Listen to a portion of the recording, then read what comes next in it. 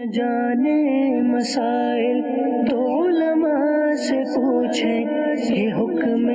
مبین ہم کو رب سے ملا ہے۔ الحمدللہ رب العالمین والصلاة والسلام علی سید المرسلین، اما بعد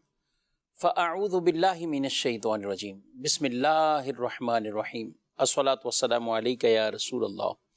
وعلی آلک واصحابک یا حبیب اللہ، الصلاة والسلام علیک یا نبی اللہ وعلی آلک واصحابک یا نور اللہ۔ مدنی چینل کے ناظرین، پروگرام دارالافتاء اہل سنت میں آپ کو خوش آمدید کہتے ہیں۔ اللہ رب العالمین ہم سب کو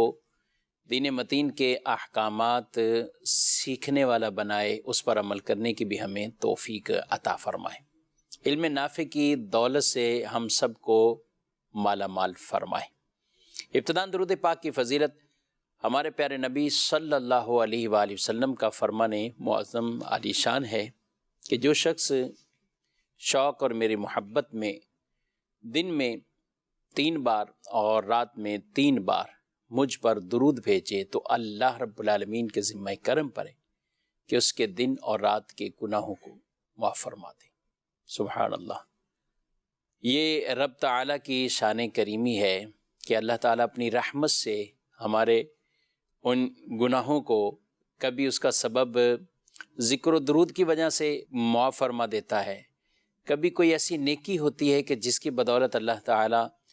ہمارے گناہوں کو، خطاؤں کو معاف فرما دیتا ہے۔ سچی توبہ بھی کرتے رہیں گے، کیونکہ سچی توبہ ایسی نفیس شے ہے کہ اس سے اللہ کبیرہ گناہوں کو بھی معاف فرما دیتا ہے۔ اللہ رب العالمین عمل کی توفیق دے۔ صلو علی الحبیب صلی اللہ تعالی علی محمد صلی اللہ علیہ وآلہ وسلم، صلاۃ و سلام علیک یا سیدی یا رسول اللہ وعلی آلک واصحابک یا سیدی یا حبیب اللہ۔ پہلا سوال ہمارا، کچھ میسیجز بھی موصول ہوتے ہیں اور اس میں بھی سوالات ناظرین پوچھتے ہیں۔ تو ایک سوال یہ پوچھا جا رہا ہے کہ اگر بہن ہی حصہ لینے سے منع کر دیں وراثت میں تو ایسی صورتحال میں وہ معاف ہو جائے گا یا پھر بھی بہن کو وہ حصہ دینا پڑے گا، کیا ہے؟ بسم اللہ الرحمن الرحیم۔ وراثت ایک ایسا شرعی حق ہے جو کہ اللہ تبارک و تعالی کی جانب سے اس کے مورث کے انتقال کے وقت جو ہے وہ وارثین کے لیے مقرر ہو جاتا ہے، اور یہ حق انسان خود چھوڑے تو یہ ختم نہیں ہوتا۔ اگر کوئی کہے کہ میں اپنا حق وراثت معاف کرتا ہوں یا چھوڑتی ہوں تو اس سے حق وراثت ختم نہیں ہوگا، وہ حق وراثت اپنی جگہ پر باقی ہی رہے گا۔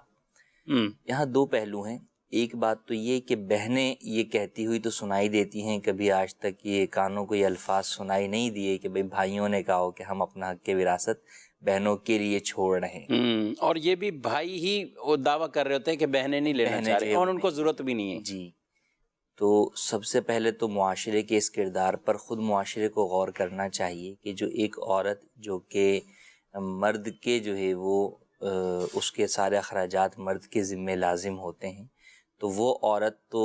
اس قدر جو ہے وہ غنا کا مظاہرہ کر رہی ہے کہ جناب یہ پیسہ جو ہے وہ مجھے آپ لے لیں، لیکن ایک مرد جو اپنے زور بازو سے کما سکتا ہے وہ اس بات پر راضی نہیں ہے کہ وہ تنگ دست یا مجبور بہن کی جو ہے وہ مدد جو ہے وہ کرے اور اپنا حصہ جو ہے وہ اسے دے۔ بہرحال شرعی اعتبار سے یہ حق معاف کرنے سے معاف نہیں ہوتا۔ اگر واقعی بھائی جو ہے وہ بخوشی دینا چاہتے ہیں اور بہنیں پھر بھی لینے پر کسی وجہ سے راضی نہیں ہیں تو اب اس صورت کا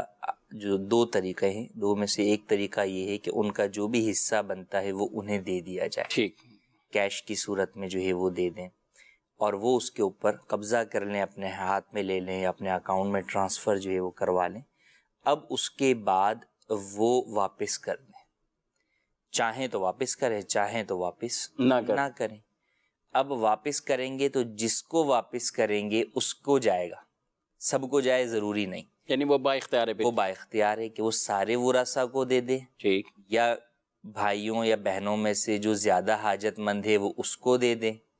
یا وہ خود ہی اپنے لیے رکھ لے، یا وہ اپنے والدین کے ایصال ثواب کے لیے مسجد میں دے دے، مدرسے میں دے دے۔ اس کا سارا فیصلہ اس بہن کے ہاتھ میں ہے۔ ٹھیک، تو ایک یہ طریقہ کار ہے کہ قبضہ کیا جائے مال پر اور پھر وہ ادا کر دے. بہن اگر بھائیوں کو ہی واپس کر دیتی ہے کہ بھئی تم سب اس میں برابر کے حصے دار ہو، تو وہ برابر کے حصے دار ہو جائیں گے، گویا کہ اس کی طرف سے انہیں وہ گفٹ ہو گیا. دوسرا یہ ہے کہ حصہ بہن کا مثال کے طور پر بنتا ہے 50 لاکھ روپے، اور وہ 50 لاکھ روپے نہیں لینا چاہتی، تو وہ والد یا والدہ جس کا بھی ترکہ تقسیم ہو رہا ہے ان کے سامان میں سے کوئی ایک سامان لے کر وہ جدا ہو جائے، اور گویا کہ اس چیز کو لے کر بقیہ حق کے وراثت سے وہ دستبردار ہو جائے. مثال کے طور پہ بھی والد کی ایک دکان تھی جو کہ 10 لاکھ روپے کی تھی،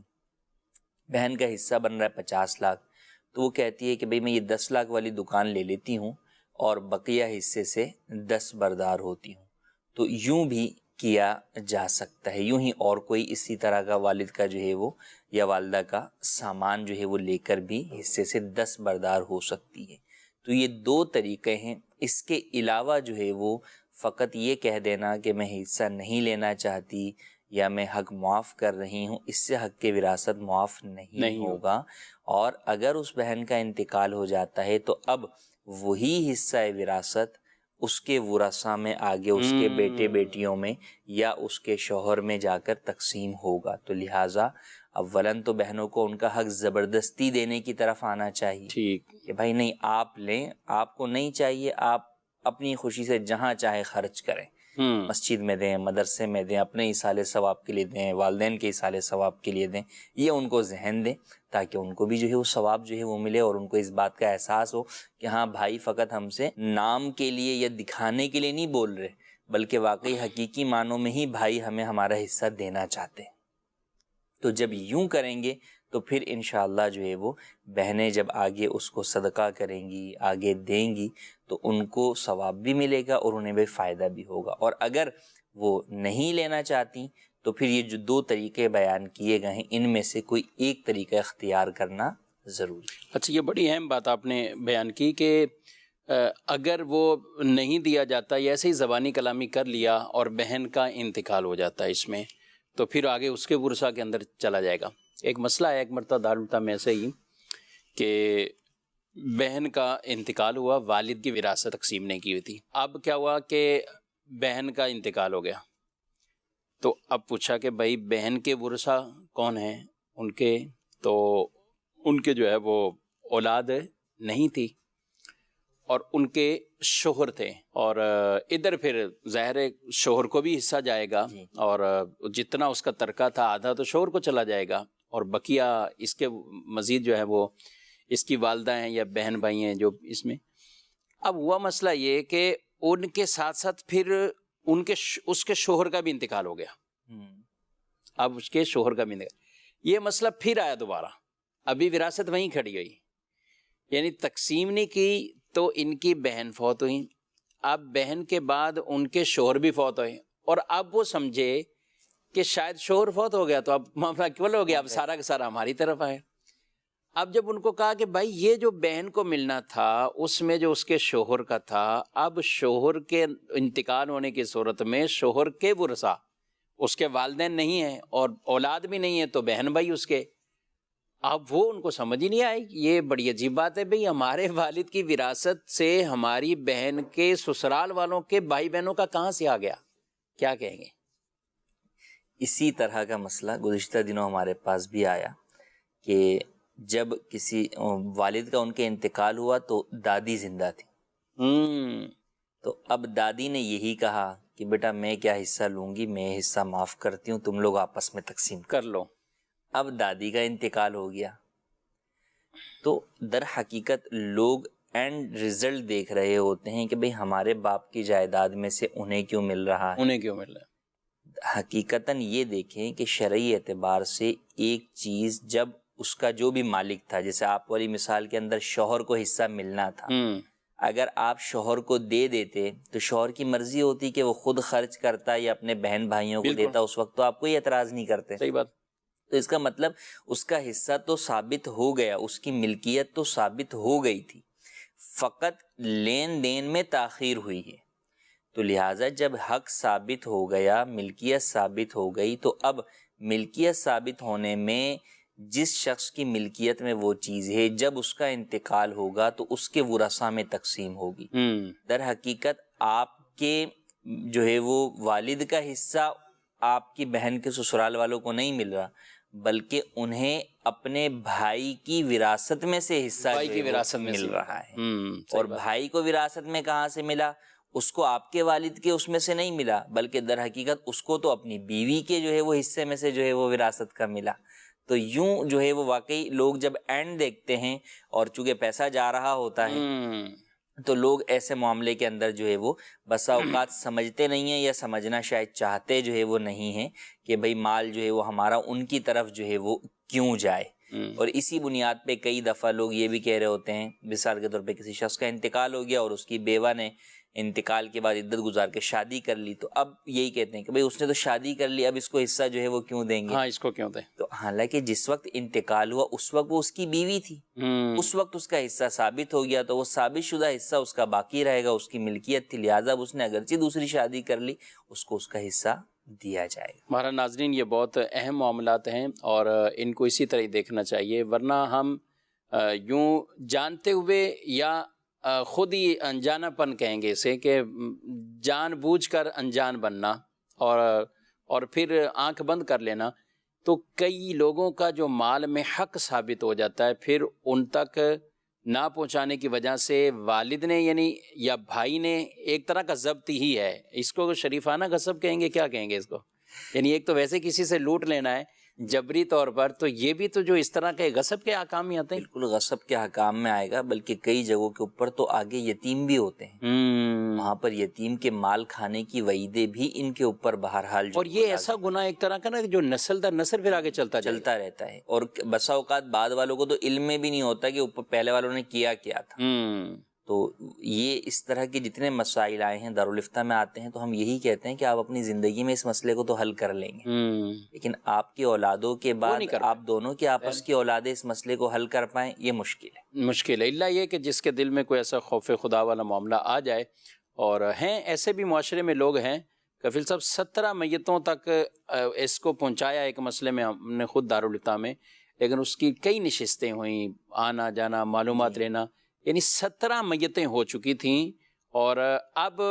لوگ جو تھے انہوں نے کہا نہیں ہم پہنچائیں گے، یہ بلڈنگ جو بھی ہے اس کو آخر تک پہنچائیں گے، ہمارے باپ دادا نے نہیں کیا لیکن ہم اس کو کریں گے اس طرح۔ پھر کیا انہوں نے، یعنی دادا کی تھی اور باپ کے پاس آئی، پھر آگے، پھر ادھر سائڈ پہ پھوپھیاں بھی ہیں، چچا بھی ہیں، تو ان سب کے انتقال بھی ہوتے رہے، تو یوں 17 میتیں ہو چکی تھیں،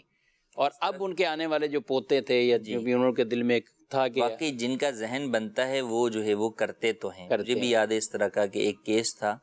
اچھا وہ جگہ بک نہیں رہی تھی، وہ شاید جگہ کا کچھ ایسا مسئلہ تھا قانونی کہ وہ بک نہیں سکتی تھی، اچھا کرایہ آتا تھا، تو اس شخص نے مجھے یاد ہے شاید 2010 میں مجھ سے فتویٰ لیا تھا، اچھا اس وقت بھی میں کنز الایمان دارالفتہ میں تھا، اور ابھی وہ 2020 میں دوبارہ آیا، وہ 10 سال کے بعد کہ آپ سے یہ فتویٰ لے کر گیا تھا، اب ان 4 کا اور انتقال ہو گیا، تو اب مجھے بتائیں مجھے کرایہ آگے کس طرح تقسیم کرنا ہے۔ اچھا پھر اس کے کچھ ورثہ ہند میں بھی، وہ وہاں سے پوری معلومات جو ہے وہ لیتا ہے کہ جناب یہ یہاں ہیں، ان کے انتقال ہو گیا، یہ ہو گیا، تو واقعی جن کے دل میں خوف خدا ہے تو وہ چھوٹا چھوٹا پیسہ بھی جس کا بھی ہے بہرحال وہ اس تک پہنچانے کے لیے کوشش تو کرتے ہیں۔ ٹھیک ہے، سوال یہ ہے کہ مفتی صاحب دکان کی جگہ اگر زیور میں سے کچھ لے کر فارغ ہو سکتے ہیں، یہ جو یہ آپ بات کر رہے ہیں، حیدرآباد سے سوال ہے کہ تو کہہ رہے ہیں کہ دکان ہے، اب دکان کی جگہ زیور میں سے کچھ لے لیں، جی اس طرح کے کئیوں کا معاملہ ہوتا ہے، کوئی سامان لینے کا ہم نے کہا، مثال دکان کی دی، زیور میں سے بھی لیا جا سکتا ہے، لیکن ہو وہ اسی کا، جی انہی کا جو ہے وہ مرحوم کا ہو، دوسرا تمام ورثہ بھی اس بات پہ راضی ہو نا۔ اچھا ٹھیک ہے، اگر دیگر ورثہ راضی نہیں ہے کہ بھئی نہیں ہم تو انہیں یہ نہیں دے رہے، آپ اس کو تقسیمی کیش کے اندر جو ہے وہ کریں، تو پھر معاملہ جو ہے وہ آپ کو کیش کی طرف جا کے پھر وہ جو ہم نے کہا کہ آپ کو ان کا حصہ ان کی کسٹڈی میں دینا ہوگا، قبضے میں، اور پھر وہ اپنی خوشی سے واپس کریں، تو پھر وہ والا آپ کو ہیلا اختیار کرنا ہوگا۔ ٹھیک ہے، چلیں پڑھتے ہیں ناظرین کے کچھ سوالات کی طرف۔ موضوع یہ وراثت کا ہے ہی ایسا، اور ساری موضوع ایسے ہی ہوتے ہیں کہ جب ہم گفتگو کرتے ہیں تو پھر ذہنوں کے اندر مختلف جو ہے نا وہ کھڑکیاں کھلتی ہیں، سوالات بھی آتے ہیں، آدمی اپنے حوالے سے بھی دیکھتا ہے، اپنی فیملی کے حوالے سے دیکھتا ہے، تو کئی مسائل اس کو اس طرح کے درپیش ہوتے ہیں، تو جو مسئلہ کسی کے ساتھ خاص ہے تو آپ دارالفتہ تشریف لے جائیں، اس کے لیے تسلی تشفی کے ساتھ اپنا ایک تحریری فتویٰ حاصل کر لیں تاکہ آپ کے اگلے معاملہ جو ہیں وہ پھر مزید آگے کوئی ایسی غیر شرعی معاملہ یا گناہ کا کام وہ نہ ہو۔ اللہ تعالی رحمت کی نظر فرمائے۔ بڑھتے ہیں ناظرین کی طرف، دیکھتے ہیں کیا پوچھنا چاہتے ہیں۔ دارالفتہ اہل سنت میں میرا یہ سوال ہے کہ اکثر یہ بات مشہور ہے کہ فوتگی والے گھر کا جو کھانا ہے وہ کوئی نہیں کھا سکتا، کیا یہ بات درست ہے؟ فوتگی والے گھر کے کھانے سے مراد یہ کہ یعنی اس گھر میں جو کھانا جو ہے وہ بنا ہوا ہے تو اسے اہل خانہ بھی جو ہے وہ کھا سکتے ہیں، اسی طرح اگر کوئی مہمان آئے ہوئے ہیں وہ بھی اگر کھاتے ہیں تو حرج نہیں۔ جو کھانا منع ہے وہ دعوت میت، یا جسے ہمارے ہاں بعض عرف میں یا برادریوں میں کڑوی روٹی کہا جاتا ہے، جس کا باقاعدہ اہتمام کیا جاتا ہے۔ اہل خانہ پہلے میت کے غم میں جو ہے وہ سوگوار ہوتے ہیں، پریشان ہوتے ہیں، غمگین ہوتے ہیں، دوسری طرف وہ اس دعوت کا اہتمام کرنے پر معاشرے کی وجہ سے لوگوں کے طعنوں سے بچنے کے لیے مجبور ہوتے ہیں۔ تو یہ دعوت میت کا اہتمام کرنا بھی جائز نہیں، اور اغنیاء کو اس دعوت میت سے کھانا بھی جائز نہیں ہے۔ ہاں، فقراء اور مساکین کے لیے میت کے ایصال ثواب کے لیے کوئی اہتمام کیا گیا ہے، وہ جدا چیز ہے، لیکن اغنیاء کو یوں دعوت میت کے طور پر کھانا کھلانا یہ جائز نہیں۔ ٹھیک ہے، مزید سوال۔ میرا سوال یہ ہے کہ ہم نے جانور لیا ہے 50,000 کا پارٹنرشپ پہ، اور وہ جانور ہم نے دوسرے بندے کو دے دیا ہے۔ اب وہ ہم نے بیچا ہے تو وہ 1 لاکھ کا بکا ہے، تو 50,000 اپنے الگ کر کے 50,000 جو ہے وہ ہاف آف کر سکتے ہیں؟ جانوروں میں عام طور پہ ہوتا ہے یہ اسے پارٹنرشپ کہہ رہے ہیں، شراکت داری بولتے ہی ہیں اس کو، تو اس کی کوئی جواز والی صورت بھی ہے، یا پہلے اس کا کیا حکم ہے، پھر اس کا طریقہ کیا ہونا چاہیے؟ جو ہمارے ہاں عمومی طور پہ صورت رائج ہے، بٹائی پر دینا بھی جانور کو جو ہے وہ کہتے ہیں، تو اس میں جو شخص اس کا دھیان رکھتا ہے، خیال رکھتا ہے، پالتا ہے، اس کی انویسٹمنٹ نہیں ہوتی اور اس کو الگ سے اجرت بھی نہیں دی جاتی، اور فقط نفع میں سے اس کو دیا جاتا ہے، تو یہ صورت ناجائز ہے۔ اور اس صورت میں حقیقتاً جس نے محنت کی ہے، پالا ہے، اس کے لیے فقط اجرت مثل لازم ہوگی کہ اس طرح کام کرنے والے کو جتنی اجرت دی جاتی ہے اتنی اجرت اسے دی جائے گی، اور نفع سارا کا سارا مالک کا ہی ہوگا، اور نقصان ہوگا تو وہ بھی اسی کا ہوگا۔ جائز صورت اس کی یہ ہو سکتی ہے کہ دونوں ہی افراد جو ہے وہ پیسہ ملا کر جانور خریدیں، چاہے اس کے اندر پرسنٹیج اپ اینڈ ڈاؤن ہو کہ ایک جو ہے وہ 90% پیسہ ڈال رہا ہے، ایک 10% جو ہے وہ پیسے ڈال رہا ہے، تو یوں دونوں کی انویسٹمنٹ سے جانور خریدا جائے، اور جس کی انویسٹمنٹ کم ہے وہ جو ہے وہ اس کی دیکھ بھال جو ہے وہ کرے، پروفٹ اس کا زیادہ جو ہے وہ آپس میں طے کر سکتے ہیں۔ البتہ نقصان اگر خدا نخواستہ ہوا تو ہر ایک کے سرمائے کے اعتبار سے اسے نقصان برداشت کرنا ہوگا۔ ٹھیک ہے، کوئی اور سامنے والا پیسے نہیں ملا رہا، کچھ ایسی صورت ہے تو وہ صرف کوئی مداربت کے طور پر اس کی کوئی صورت بنتی ہے جانوروں؟ صورت کے اندر پھر اسے پیسے دینے ہوں گے، جانور خرید کے اسے نہیں دے سکتے۔ مداربت کا سمپل اصول یہ ہے کہ کسی بھی کام میں مداربت کرتے ہیں تو آپ سامان لے کر نہیں دیں گے سامنے والے پارٹنر کو، ورکنگ پارٹنر کو، بلکہ آپ کو کیش دینا ہوگا کہ یہ کیش لو، اس کیش سے تم جاؤ جانور خریدو، اسے پالو، اسے بیچو، اور جو نفع ہوگا وہ ہم آپس میں طے کریں گے، وہ آپس میں ہمارے تقسیم ہوگا اس پرسنٹیج کے اعتبار سے، پرسنٹیج پہلے طے کر لی جائے، تو یہ جائز ہے۔ اس صورت کے اندر اگر نقصان ہوا تو جو نقصان ہوگا، جو بھی جو ہے وہ نفع ہوا ہے، پہلے تو نقصان نفع میں سے پورا کیا جائے گا، اور دی اینڈ اگر نقصان اتنا بڑھا کہ کیپٹل کی طرف بڑھ گیا تو وہ فقط انویسٹر کو سارا کا سارا برداشت کرنا ہوگا۔ ٹھیک ہے، میسج ہے، کیا مرد پلیٹینم کی انگوٹھی پہن سکتا ہے؟ یہ ایک چاندی کی طرح ہوتی ہے، اس سے ملاوٹ کر دی جاتی ہے جس کی وجہ سے وہ کالی نہیں ہوتی، آپ کیا کہیں گے؟ مرد کے لیے چاندی کی انگوٹھی جو ہے وہ جائز ہے، تو چاندی بھی چونکہ سونے کی طرح ایک ایسی دھات ہے کہ جس سے جو ہے وہ کوئی چیز ڈائریکٹ نہیں بن سکتی، کچھ نہ کچھ ملاوٹ کی جاتی ہے اس کو سخت کرنے کے لیے، تو اتنی جتنی ملاوٹ ہوتی ہے اس اعتبار سے تو جائز ہے۔ لیکن اگر پلیٹینیم کوئی الگ دھات ہے کہ جس کا جو ہے وہ زیادہ حصہ اس میں ملایا جا رہا ہے اس کو کالے پن وغیرہ سے بچانے کے لیے، اور وہ غالب ہے، تو پھر جائز نہیں ہوگا، نہیں ہوگی۔ مجھے یہی، اور دارالفتہ اہل سنت سے بھی اس کے ناجائز ہونے کا فتویٰ جاری ہوا، اس کی وجہ یہی کہ دیگر دھات کا اطلاق اس پر ہوتا ہے، تو ان چیزوں کا خیال رکھیں۔ چاندی کی کتنی انگوٹھی کی مقدار ہے کوئی؟ 4.5 ماشے سے وزن جو ہے وہ کم ہو، چاندی کی انگوٹھی وہ مرد کو ایک جائز ہے، اور وہ بھی ایک نگینے والی ہو، بغیر نگینے کے چھلا بھی نہ ہو اور ایک نگینے سے زیادہ بھی نہ ہو۔ ٹھیک ہے، مزید کال۔ بارگاہ میں میرا یہی سوال ہے، ہماری کریانہ کی دکان ہے، اگر کوئی شخص ہفتہ کی ادھار لیتا ہے تو کیا ہم اس میں سے زیادہ نفع لے سکتے ہیں؟ ہوتا یہ ہے کفیل صاحب، یہ کام چھوٹی چھوٹی دکانوں پہ بھی اس طرح کے معاملات اب ہو رہے ہیں۔ سامان لیا چلے گئے، دکاندار نے اپنی مرضی سے اس کے ریٹ لکھ دیا، جیسے یہ کہہ رہے ہیں کہ بھئی وہ ایک ہفتے کے لیے لے کے جا رہا ہے تو ہم اس کا ریٹ وہ کر دیں گے، تو یہ کیا ہوگا؟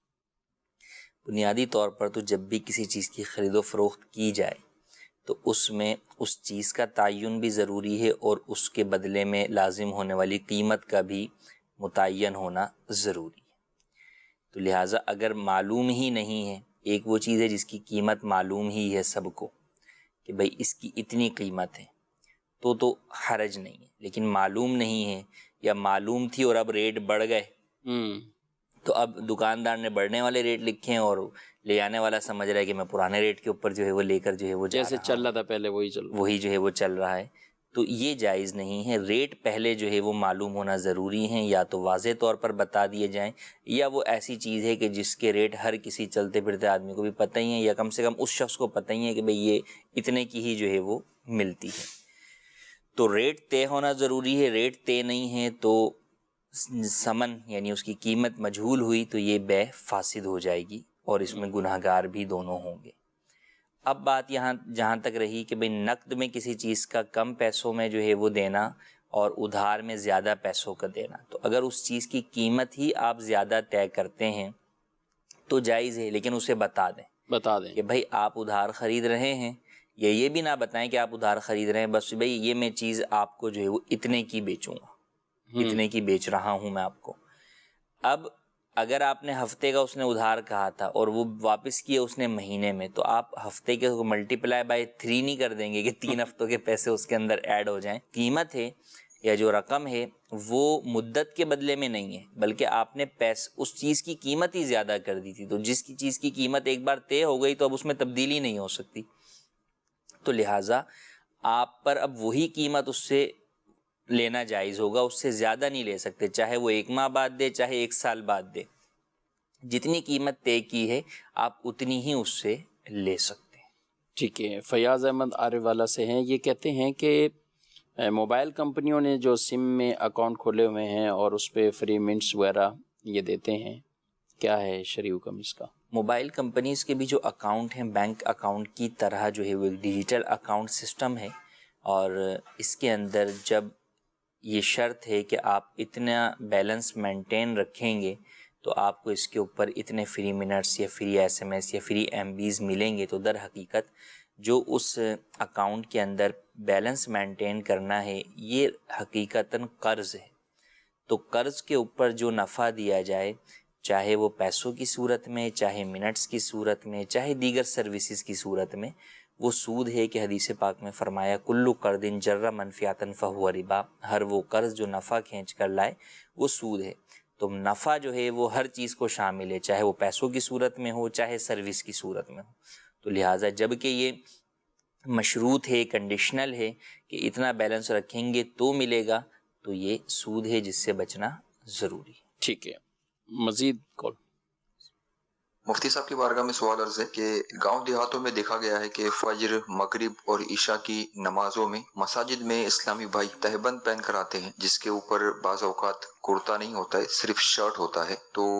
وہ دیکھنے میں بھی بھدا نظر آتا ہے، اور جب وہ رکوع اور سجدے میں جاتے ہیں تو بے پردگی کا بھی امکان رہتا ہے، تو کیا ایسے کپڑے پہن کر نماز پڑھنا درست ہے؟ اور یہ بھی دیکھا جاتا ہے کہ یہی حضرات کسی معزز شخص کے پاس جانا ہو تو ایسے کپڑے پہن کر جانا ہرگز گوارا نہیں کرتے، اور ایسے کپڑے پہن کر مساجد میں آتے ہیں، تو ان کی نمازوں کا کیا حکم ہوگا؟ ٹھیک ہے، یہ کہہ رہے ہیں تہمت پر شرٹ پہننا عام طور پہ کرتا ہی استعمال ہوتا ہے، ہو سکتا ہے کرتا چھوٹا ہو، لیکن جو جن علاقوں میں ہے بھی تو شرٹ والا سسٹم کم ہوتا ہے، اور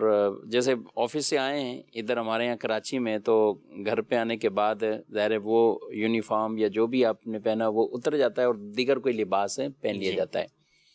تو ان علاقوں میں بھی ایسا ہی ہوتا ہے کہ مغرب، جیسے انہوں نے کہا مغرب، عشاء اور فجر، تو جو تہمت استعمال کرتے ہیں تو وہ تہمت پہنتے ہیں. بہرحال پہلے اس پہ گفتگو کر لیتے ہیں، پھر آگے کچھ. لیکن جس طرح انسان جو ہے وہ دنیا میں بھی آفس جاتا ہے،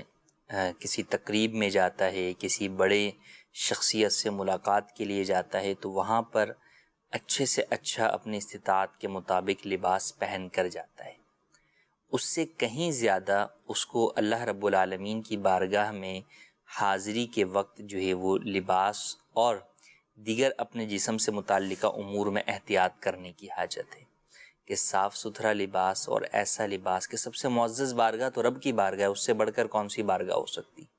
تو وہاں جاتے ہوئے انسان کو جو ہے وہ اچھا صاف ستھرا لباس پہننا چاہیے، اور وہ لباس پہننا چاہیے کہ جو اس بارگاہ کے زیادہ لائق ہے، اور اس کے اندر اسلامی لباس ہو، اور اسلامی لباس کے ساتھ یہ بھی کہ اس کے اندر بے پردگی بھی نہ ہو، کہ نماز پڑھنے جا رہے ہیں اگر ستر عورت کی بے پردگی ہو رہی ہے تو کئی صورتوں میں نماز ہی نہیں ہوگی، نماز بھی نہیں ہوگی، اور بعض صورتوں میں پیچھے والے نمازیوں کی نگاہ جو ہے وہ بدنگاہی کی صورت بھی جو ہے وہ بنے گی، تو وہ بھی جائز نہیں. اچھا اگر ستر کی بے پردگی نہیں ہے، ویسے جو ہے وہ کمر وغیرہ نظر آ رہی ہے، تو وہ بھی انڈرسٹوڈ سی بات ہے کہ مناسب ٹھیک نہیں ہے. تو ایسا لباس جو کہ جسے فرمایا کہ کام کاج والے لباس میں نماز پڑھنے کو مکروہ تنزیہی فقہا نے قرار دیا، کہ ایسا لباس رب تعالیٰ کی بارگاہ میں جو پہننے کے لائق نہیں ہے، اور انسان جو ہے وہ عام معاشرے میں ایسا لباس پہن کر جو ہے وہ نہیں جاتا. تو یہی حکم اسی طرح کے لباس کے بارے میں بھی ہے، جیسا کہ ہمارے سائل محترم نے بیان کیا کہ اگر کسی جگہ پر ایسا ہوتا ہے کہ واقعی وہ شرٹ پہن کے یا فقط بنیان کے اندر ہی جو ہے وہ آ رہے ہیں اس طرح، تو اس صورت میں ان کا نماز پڑھنا مکروہ تنزیہی ہوگا، جبکہ ستر عورت کا معاملہ نہ ہو. جو ستر عورت والا معاملہ ہوگا تو اس صورت کے اندر بعض صورتوں میں نماز فاسد بھی ہو جائے گی. تو بہرحال چاہیے ہر مسلمان کو کہ اللہ رب العالمین کی بارگاہ میں حاضر ہوتے وقت اسلامی لباس اور ایسا لباس جو کہ ایک مناسب جو ہے وہ معیار اور مقدار کا ہو، کہ دنیا میں بھی انسان کسی کے پاس جاتے ہوئے جو ہے وہ پہنتا ہے تو ایسا لباس اختیار کرے. ٹھیک ہے. بڑے شہروں میں بھی یا پینٹ شرٹ بھی جو پہنتے ہیں، ہونا تو چاہیے اس میں بھی ڈھیلی ڈھالی پینٹ ہو جی، اور شرٹ بھی پوری ہو. اب بعض اوقات ہوتا یہ ہے کہ پوری شرٹ اتنی نہیں ہوئی، یہی لوگ وضو خانے پہ بیٹھے ہوتے ہیں، نماز بھی پڑھ ہوتے ہیں، بعض نمازی بھی آگے شکایت کرتے ہیں نا کہ اب شرٹ اوپر ہو جاتی ہے، اس کی وجہ سے کئی جسم کا حصہ جو ہے نا وہ دکھنے لگ جاتا ہے. تو یہ بالکل ایک نامناسب طریقہ ہے، اور پھر ستر عورت کے معاملات ہوں تو پھر اور نماز کے بھی مسائل ہوں گے. ایک سوال ہے، میسیج ہے کہ ہم عقیقے کا ارادہ رکھتے ہیں لیکن استطاعت نہیں ہے، حالات اجازت نہیں دیتے اور ہمارے پاس طاقت بھی نہیں ہے، کیا کرنا چاہیے؟ کوئی رہنمائی فرمائے. عقیقہ اولاد کا سنت مستحبہ ہے، لہٰذا جس شخص کی استطاعت ہے وہ اسے چاہیے کہ وہ کرے. لیکن اگر استطاعت نہیں ہے تو عقیقہ نہ کرنے کی وجہ سے گناہ گار نہیں ہوگا. اور اگر ابھی عقیقہ نہیں کر سکتے تو جب استطاعت ہو اس وقت کر لیجئے. تو عقیقہ یہ نہیں کہ اگر شروع میں نہیں کیا تو فوت ہو جائے گا، نہیں، بلکہ زندگی میں کبھی بھی جو ہے وہ جب جس شخص کا عقیقہ کرنا ہے وہ زندہ ہے تو اس کا عقیقہ کیا جا سکتا ہے. تو لہٰذا استطاعت نہیں بھی ہے تو آپ بعد میں کر سکتے ہیں، اس میں کوئی حرج نہیں ہے. اور اگر نہیں بھی کیا کسی نے پوری زندگی بھی کسی کا تو گناہ گار نہیں ہے. ٹھیک ہے. مزید کون؟ ایک سے زیادہ انگوٹھی پہن کر نماز پڑھنے کا کیا حکم ہے؟ صحیح. پوچھتے ہیں مزید. مفتی صاحب سے میرا یہ سوال ہے، یہ جو پوسٹ مارٹم میں بندوں کے اعضاء نکال لیتے ہیں ایسا کرنا کیسا ہے؟ ٹھیک ہے. انگوٹھیاں ایک سے زائد، اب چاندی کی ایک انگوٹھی تو 4.5 ماشے سے کم، یہ تو ٹھیک اس کی اجازت. اب اسی طرح کی 2 پہن لیں یا وزن اتنا ہی ہے 2 پہن لیں، کیا کہیں گے؟ ایک انگوٹھی کی اجازت ہے. اسی وزن کی اگر 2 انگوٹھی پہنی تو بھی ناجائز ہے. اس وزن سے زائد 1 انگوٹھی پہنی تو بھی ناجائز ہے. بغیر نگینے والی پہنی تو بھی ناجائز، اور 1 سے زائد نگینے والی پہنی تو بھی ناجائز. اور جو بھی ناجائز صورتیں ہیں، اس صورت میں نماز پڑھنے والے کی اپنی نماز بھی مکروہ تحریمی ہوگی، واجب الاعادہ ہوگی. ٹھیک ہے. دوسرے یہ کہہ رہے ہیں کہ میت کا جو پوسٹ مارٹم یا اس طرح کے معاملات میں جب اس کو لے کے جاتے ہیں تو اس کے وہ اعضاء نکال لیتے ہیں، کسی کے گردے نکال لیے، کسی کی آنکھ نکال لی، کسی کچھ، کیا کہیں گے؟ شرعی اعتبار سے بلا ضرورت شرعی پوسٹ مارٹم کی اجازت نہیں ہے،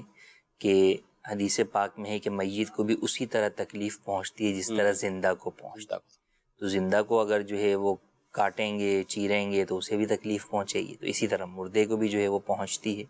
تو لہٰذا اس کی ہرگز اجازت نہیں ہے چے جائے کہ آگے اس کے اعضاء نکال کر جو ہے وہ کچھ اور کام کیا جائے. ٹھیک ہے، مزید کون؟ یہ مسجدوں میں کلین بچھے ہوتے ہیں نماز پڑھنے کے لیے، ان کے اوپر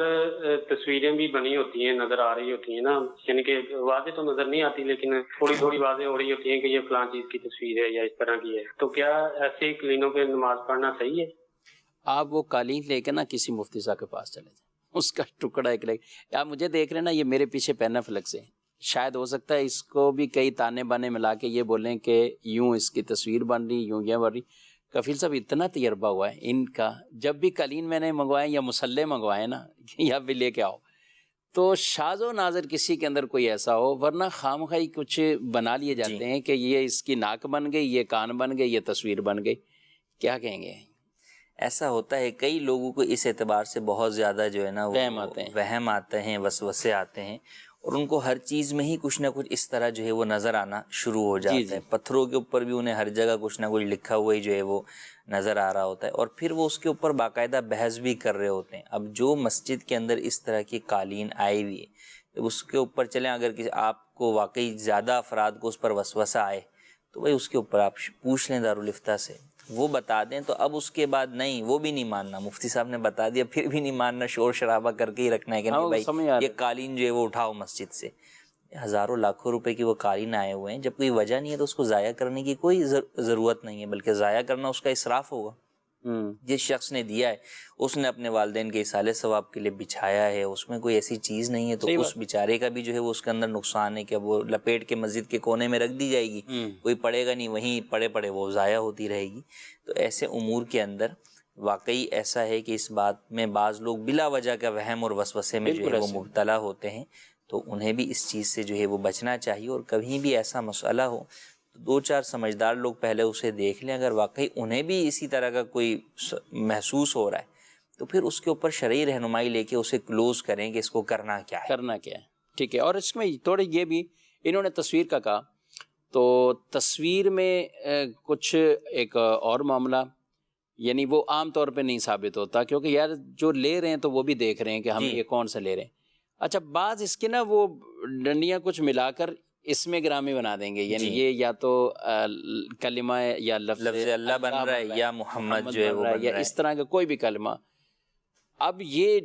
ڈیزائن ہیں، ڈنڈیاں بنی ہوئی ہیں، اب اس کو ہم خود ہی آپس میں ملا کے اس کو، اچھا بعض اوقات پوری پکچر کو دیکھیں تو کچھ بھی نہیں ہے، وہ کچھ خاص ٹکڑا لیا، اس کو زوم کیا، اسی کا اسکرین شاٹ لے لیا، وہ آپ کو دکھنے میں یہی لگے گا کہ یار یہ ہاں یار لگا ہے وہ یہ، لیکن جب پکچر میں اس کو دیکھا وہ ہے ہی نہیں اس طرح کی چیز. اس کو اوپر نیچے کاٹ کوٹ کے یہ میں وہ باتیں کر رہا ہوں کہ جو باقاعدہ ہم نے دارالفتاء میں جب ان کو کہا نا آپ لے کے آ جائیں، آپ یہ لے آئیں، یہ کہاں پہ ہے، اور اس کے بعد جو پھر اندازہ ہوا کہ یہ کیا کیا اس کے ساتھ. خیر، تو جب بھی اس طرح کا وہم ہو یا معاملات ہوں، ہم انکار نہیں کر رہے کہ نہیں بنتے، بعض جگہوں پہ ہوتے ہیں، بعض جگہوں پہ ایسے جائے نماز ہوتے ہیں، بڑے بڑے قالینوں میں عام طور پہ اس طرح کا وہ کم ہے، لیکن جائے نمازوں میں ہوتا ہے. تصویر بھی ہو سکتا ہے کوئی بنی ہو، یا پرندوں کی چڑیا وغیرہ یا اس طرح کی چیزیں وہ بعض اوقات بنی ہوتی ہیں، لیکن اس میں کیا ہوگا، یعنی یہ واقعی ہو جاتی ہے کہ چڑیا بنی ہوئی ہے یا اس طرح کی کوئی چیز ہے نا. اس میں بھی یہ کہ کھڑے ہو کر نمازی جب کھڑا ہو اور وہ نیچے دیکھے تو اس کا چہرہ واضح ہو، چہرے کے اس کے جو نقوش ہیں، ناک، آنکھ، منہ، یہ جو ہے وہ واضح اس کے اندر ہوں، نماز مکروہ تحریمی ہوگی. اور اگر ایسا نہیں ہے، فقط اسکیچ بنا ہوا ہے سائیڈوں سے اور اس کے چہرے کے جو ہے وہ نقوش واضح نہیں ہیں، تو اس صورت کے اندر جو ہے وہ اس کے اوپر بھی نماز پڑھنے میں حرج نہیں. جی مزید سوال پوچھنا یہ تھا کہ جو نمازیں انسان کی نہیں پڑھی گئی ہوتی ہیں، فرض نمازیں، وہ دوبارہ کیسے قضا پڑھی جا سکتی ہیں، کیسے پڑھی جا سکتی ہیں، پھر ان کا طریقہ کیا ہے، یا پھر وہ توبہ دی جا سکتی ہے؟ ٹھیک ہے، مزید سوال. مفتی صاحب کی بات میں سوال ہے کہ نماز کے دوران اگر کوئی گناہ یاد آ جائے اور گناہ کے سبب بندے کو رونا آ جائے، کیا نماز ٹوٹ جاتی ہے؟ صحیح۔ قضا نمازیں، قضا نمازیں جس طرح عام نمازیں ہیں اسی طرح پڑھنی ہوتی ہیں۔ ہاں، قضا فقط فرائض کی ہوتی ہے اور واجبات کی ہوتی ہے، سنن و نوافل کی قضا نہیں ہے۔ ہاں، کسی کے ذمے اگر زیادہ قضا نمازیں ہوں، جسے ہمارے عرف میں قضائے عمری کہا جاتا ہے، اور وہ زیادہ نمازیں جلد از جلد ادا کرنا چاہتا ہے، تو اس کو شریعت مطہرہ نے کچھ تخفیف دی ہیں کہ ان تخفیف کو اختیار کرتے ہوئے کم وقت میں زیادہ نمازیں ادا کر سکے۔ جیسے فرضوں کے آخری 2 رکعتوں میں سورہ فاتحہ کے بجائے فقط 3 مرتبہ سبحان اللہ جو ہے وہ کہہ لے اور پھر رکوع سجدہ کر لے۔ رکوع سجود کے اندر 3 بار تسبیح کے بجائے فقط 1 بار تسبیح پر اکتفا کر لے۔ تو اس طرح کی کچھ تخفیف موجود ہیں۔ اس کی تفصیل امیر اہل سنت کے رسالے میں قضا نماز کا طریقہ اس میں دیکھی جا سکتی ہے۔ الگ سے بھی رسالہ موجود ہے اور نماز کے احکام نامی کتاب میں بھی یہ رسالہ موجود ہے۔ اور اگر نارمل طریقے سے پڑھتے ہیں، جیسے عام نارمل نماز کا طریقہ ہے، اسی طرح پڑھتے رہے۔ مجھے ایک بات یاد آ گئی، ہم یہ ترغیب تو دیتے ہیں، کہا کسی نے کہ کیا کہ عام نماز پڑھنا بڑی آسان ہے، قضا بڑی مشکل ہے۔ میں نے کہا بھائی کیا ہو گیا، قضا کیسے مشکل ہے؟ بولے وہ یاد ہی نہیں رہتا کہ وہ 3 مرتبہ تسبیح کی جگہ 1 پڑھنی تھی، اچھا اس میں سورہ فاتحہ پڑھنی تھی، اس میں نہیں پڑھنی تھی، اتحیات میں اتنا درود پڑھ کے سلام پھیرنا تھا۔ میں نے کہا بھائی آپ پوری جیسے وہ پڑھتے ہو نا، ایسے یہ پڑھ لو آپ۔ تو بعض کا تو وہ تخفیف ہماری آسانی کے لیے فقہاء کرام نے بیان کی ہوئی، تو وہ سمجھ رہا ہے کہ نماز کا طریقہ ہی الگ ہے، نماز کا طریقہ ہی الگ ہے۔ بولے وہ بہت مشکل ہو رہا ہے، قضا مشکل ہو رہی ہے، ادا مشکل نہیں ہوتی۔ میں نے کہا ادا والے طریقے کے مطابق ہی آپ وہی پڑھتے رہیں، تو یہ یا سمجھ لیں، جہاں مشکل ہو رہی ہو تو آپ یہ رسالہ لیجئے امیر اہل سنت دامت برکاتہم العالیہ کا قضا نماز پڑھنے کا طریقہ جو ہے، اور جہاں مشکل ہو رہی ہو آپ رہنمائی بھی لے سکتے ہیں۔ دارالتاء سنت کا نمبر وہ صبح 10 بجے سے لے کر یہ 4 بجے تک نمبر آن ہوتے ہیں۔ آپ یہ نمبر اپنے پاس رکھیے اور اس نمبر پر آپ کال کر سکتے ہیں، اپنے مسائل پوچھ سکتے ہیں۔ دوپہر 1 سے 2 وقفہ ہوتا ہے، لیکن اس کے علاوہ تقریباً 5 گھنٹے یہ سروس جو ہے وہ آن رہتی ہے۔ اتوار دارالافتاء کی ہفتہ وار چھٹی ہے، اور اس کے علاوہ بقیہ دنوں میں آپ رابطہ کر سکتے ہیں، انشاءاللہ آپ کو اس حوالے سے رہنمائی مل جائے گی۔ جی مزید سوال؟ میرے والدین فوت ہو چکے ہیں، تو ان کا پتہ کرنا ہے کہ یعنی ان کا جو ہے نا نماز اور روزے کا جو ہے نا ان کا فدیہ کیسے ادا کیا جائے؟ ٹھیک ہے، نماز روزوں کا فدیہ، یہ کافی لوگ سوالات کرتے ہیں۔ جی، نماز روزوں کا فدیہ ادا کرنے میں کچھ چیزوں کو آپ خود بھی کیلکولیٹ جو ہے وہ کر سکتے ہیں۔ بنیادی طور پر ایک نماز کا فدیہ یا ایک روزے کا فدیہ ایک صدقہ فطر ہوتا ہے۔ آسان الفاظ میں اگر آپ سمجھیں ایک صدقہ فطر کتنا ہے، تو 2 کلو گندم یا اس کا آٹا یا اس کی قیمت ہے۔ ایک دن میں 6 نمازیں کاؤنٹ کی جاتی ہیں، 5 فرض اور 1 وتر واجب۔ اب کسی کی نمازوں کا فدیہ ادا کرنا ہے تو پوری زندگی کا کرنا ہے،